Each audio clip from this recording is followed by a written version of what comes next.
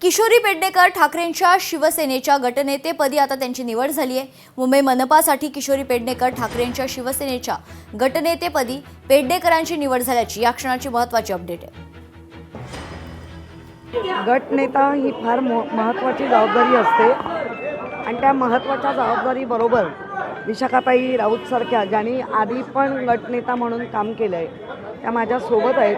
माझ्याबरोबर सगळे हे यंग जनरेशन जे नगरसेवक आहेत ते सगळे माझ्यासोबत आहेत। आदित्य ठाकरे साहेब आणि उद्धव साहेबांनी जी जबाबदारी दिली आहे ती आम्ही समर्थपणे नक्कीच करू कामगिरी। आणि जे जे अशी पण आमच्यावर कायम संकट येत राहिली त्या संकटाला आम्ही सामोरं जायला तयार आहोत। महापौर पदासाठी एकनाथ शिंदेंना पाय धरावे लागतायत अशा शब्दात संजय राऊतांनी हल्लाबोल केलाय।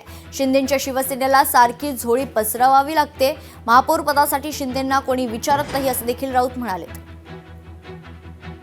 शिंदेंना कोणी धूप घालत नाही मेयर पदासाठी, आणि मुंबईच्या मेयर पदासाठी प्रथमच इतिहासामध्ये शिवसेना म्हणून घेणाऱ्यांना, बाळासाहेब ठाकरेंचा फोटो लावणाऱ्यांना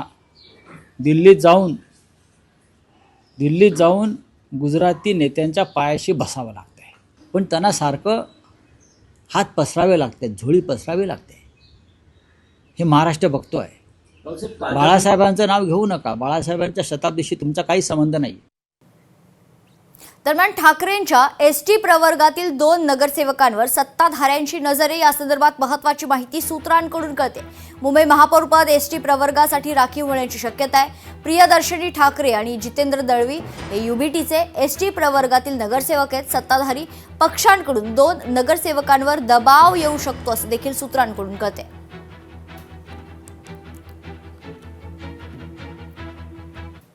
एक महत्त्वाची बातमी समोर, मुंबईचा अर्थसंकल्प 3 फेब्रुवारीला मांडला जाणार आहे। पालिका 2026-27चा अर्थसंकल्प लवकरच मांडला जाईल। आयुक्त डॉक्टर भूषण गगराणी हा अर्थसंकल्प मांडतील। स्थायी समिती अध्यक्षांची निवड झाल्यानंतर अर्थसंकल्प मांडण्यात येण्याची महत्त्वाची माहिती आहे।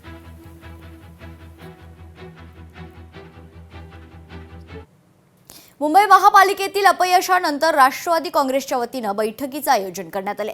बांद्रा इथल्या रंगशारदा सभागृहात ही बैठक होणार आहे। निवडणूक लढवलेले उमेदवार, जिल्हाध्यक्ष यावेळी बैठकीला उपस्थित असतील। नवाब मलिकांनी बैठक बोलावल्याची माहिती। बैठकीत मुंबईच्या पराभवावर चर्चा होईल।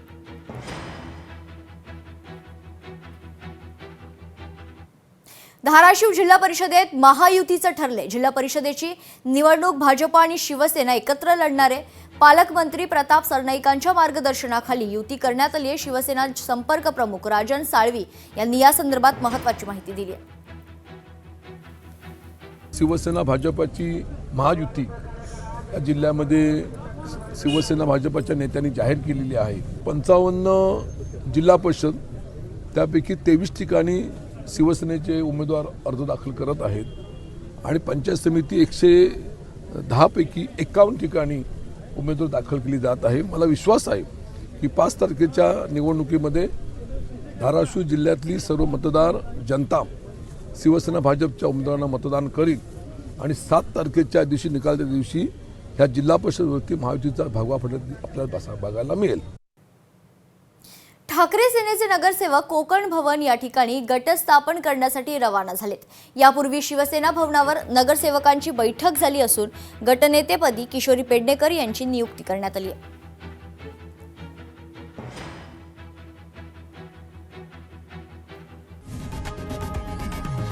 लोकशाही मराठी ऐका, पहा, जागरूक रहा।